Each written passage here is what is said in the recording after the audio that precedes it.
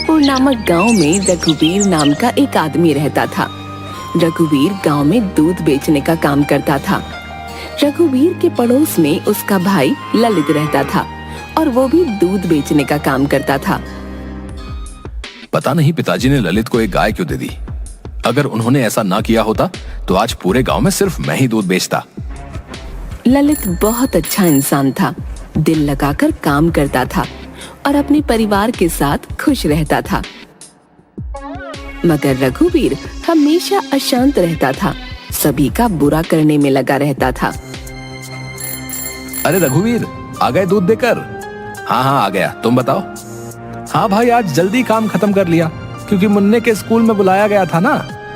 अच्छा है, अब मैं जाता हूँ, मुझे बाजार से कुछ सामान लेकर आना है। ठीक है भाई। रघुवीर ललित को बिल्कुल भी पसंद नहीं करता था। हमेशा पिताजी ललित का ही पक्ष लेते थे, उसकी बड़ाई करते थे। पता नहीं ऐसा क्या है इसमें, है? मुझे तो कुछ भी खास नहीं लगता। ललित का सुखी और शांत जीवन रघुवीर से देखा नहीं जाता था। रघुवीर घर आता है, तभी उसकी पत्नी चंदा कहती है, आ गए आप? कहाँ घूम रहे हैं सुबह से? तुम काम बताओ ना, तुम्हें क्या मतलब मैं कहीं भी घूमूं? सुनिए जी, ये हर वक्त मुझसे चिड़चिड़ा होकर मत बात किया कीजिए, बता देती हूँ। हाँ, तुम मेरा दिमाग खाना बंद करोगी तभी तो मैं शांत होकर बात करूंगा। छोड़िए जी, आपको समझाकर कोई फायदा नहीं, मैं सीधे मुद्दे की बात करती हूँ। हाँ बोलो, क्या बात है? धीरे धीरे बच्चे बड़े हो रहे हैं, इसीलिए खर्च बढ़ता जा रहा है और आपकी आमदनी उतनी की उतनी ही है। ऐसे घर नहीं चल पाएगा। हाँ तो क्या चाहती हो, मैं क्या करूं? है? इसे गाय के दूध को बेचने से कुछ नहीं होने वाला। आप खेती बाड़ी भी शुरू कर दीजिए, जिससे हमारी आमदनी अच्छी हो। अरे चुप रहो, इस कड़ी धूप में मैं नहीं कर सकता खेती बाड़ी। जरा देखिए तो सही, ललित भैया कितने मेहनती हैं। कभी आप भी उन जैसा बनने की कोशिश क्यों नहीं करते? लो, अब बस तुम्हारे मुंह से ही सुनना बच गया था। तुमने भी कह दिया। एक काम करो, चली जाओ उनके ही पास। ये क्या बोले जा रहे हैं आप? जरा भी समझ नहीं आप में, जो मन में आता है वो बोल देते हैं। मुझे नहीं बात करनी आपसे। चंदा गुस्सा होकर वहां से चली जाती है। पता नहीं ऐसा क्या देख लिया इस चंदा ने ललित में, जो ये भी ललित का गुणगान गाने लगी। कुछ ना कुछ तो सोचना ही पड़ेगा। रघुवीर आमदनी बढ़ाने के बारे में सोचने लगता है। कोई तरीका नहीं मिल रहा जिससे आमदनी बढ़ जाए और मुझे खेत पर काम ना करना पड़े। रघुवीर गाय का दूध निकालता है और उसे लेकर सभी के घर देने जाता है। एक काम करता हूँ, जब दूध देने जाऊंगा तब सभी के घर से कुछ ना कुछ चुरा लूंगा। रघुवीर ऐसा ही करता है। जिस भी ग्राहक के घर दूध देने जाता था, सभी के घर कुछ न कुछ चोरी कर लेता था और उन्हें बेच देता था। इस काम से भी कुछ खास पैसे नहीं मिल रहे हैं। इन छोटे मोटे सामानों को बेचकर 100-200 मिल पाते हैं। इसमें क्या होगा? कुछ बड़ा सोचना होगा। सभी को दूध देकर जब रघुवीर घर वापस आ रहा था, तभी उसकी नजर ललित पर पड़ती है। ललित एक ग्राहक को दूध दे रहा था। लीजिए भाई जी, 2 लीटर दूध। लाओ भाई लाओ। वैसे एक बात तो माननी पड़ेगी भाई, हैं? तुम बहुत ही अच्छा दूध देते हो भाई। मेरे घर में सभी लोग तुम्हारे दूध को बहुत पसंद करते हैं भाई। बस मिलावट वाला काम मैं नहीं करता, बाकी तो मेरी गाय है ही अच्छी। समझ लीजिए, बस पिताजी का आशीर्वाद है। ठीक है भाई, ठीक है। अब मैं चलता हूँ। कल भी 2 लीटर दूध मेरे लिए रखना, ठीक है? हाँ जी जरूर। ललित साइकिल लेकर आगे बढ़ता है। अरे रघुवीर, तुम भी दूध देकर आ रहे हो क्या? हाँ, अभी थोड़ी देर पहले काम खत्म हुआ है, अब घर जा रहा हूँ। चल, मैं भी घर ही जा रहा हूँ। रास्ते भर रघुवीर बहुत खुश था। घर आकर वो सोचता है, वाह, एक तरीका मिल गया जिससे मैं अच्छी कमाई कर पाऊंगा। अगले दिन रघुवीर बहुत जल्दी उठ जाता है, अपनी गाय का दूध निकाल लेता है और ललित के घर में झांक झांक कर देखने लगता है। जैसे ही ललित दूध निकाल कर अंदर जाता है, रघुवीर ललित के घर में घुस जाता है और उसके बर्तन से आधा दूध निकाल कर अपने पास रख लेता है और बाकी में पानी मिलाकर वहाँ से भाग जाता है।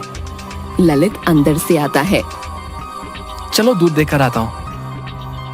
रघुवीर पहले की ही तरह अपने सभी ग्राहकों को दूध दे देता है और साथ ही ललित के पास से चुराया हुआ आधा दूध घूम घूम कर बेच देता है। वाह, क्या दिमाग लगाया मैंने। इस तरीके से तो अभी मेरी अच्छी कमाई होगी। साथ ही आने वाले दिन में ललित के ग्राहक भी कम होंगे और वो भी मेरे पास ही आएंगे। ग्राहक बढ़ जाएंगे तो अभी से भी ज्यादा पैसे आएंगे हैं। ललित पर वर्षों से भरोसा होने के कारण कोई भी ग्राहक ललित से दूध की शिकायत नहीं कर रहा था। अब तक लोगों ने ललित से दूध की शिकायत करनी क्यों नहीं शुरू की? लगता है मेरी ये योजना काम नहीं आई। अब कुछ और करना होगा। रघुवीर कुछ अलग सोचने लगता है। अब एक ही उपाय है और मैं उसे भी करूंगा। रघुवीर सुबह सुबह ललित के दूध में जहर मिला देता है और भाग जाता है। ललित सभी को दूध देकर आता है। दूध पीते ही कई लोगों की मृत्यु हो जाती है और कई लोग अस्पताल पहुंच जाते हैं। सभी ललित के घर आकर पत्थर मारने लगते हैं। अरे, ये क्या हो गया? अचानक इतनी भीड़। ललित, आज तुम बच नहीं पाओगे। तुमने दूध में जहर मिलाकर हमें दिया था ताकि हम मर जाएं। रुको, अभी तुम्हें बताते हैं। ललित कुछ नहीं समझ पाता। सभी उसे मारना शुरू कर देते हैं।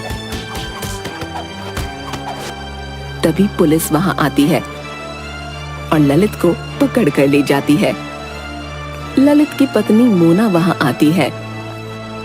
रुक जाइए, मेरे पति को छोड़ दीजिए, उन्होंने कुछ भी नहीं किया है। पुलिस ललित को साथ लेकर चली जाती है। ललित की पत्नी और बच्चे रोने लगते हैं। तभी मोना की नजर रघुवीर पर पड़ती है। ऐसे दुख के माहौल में रघुवीर मुस्कुरा रहा था। मोना सोचती है, इस वक्त जब इनका भाई जेल जा रहा है तो ये मुस्कुरा रहे हैं, जरूर कुछ तो गड़बड़ है। मोना रघुवीर पर नजर रखने लगती है। ललित के जेल जाते ही रघुवीर पूरे गांव में अकेला दूध बेचने वाला बन जाता है। सभी उससे ही दूध लेना शुरू कर देते हैं।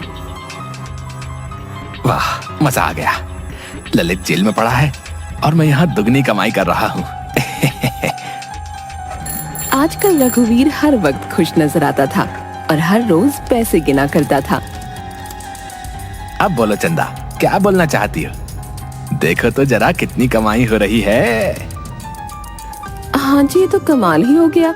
आप इतनी अच्छी कमाई कर रहे हैं, इसी खुशी में क्या मैं मायके से हो आऊं?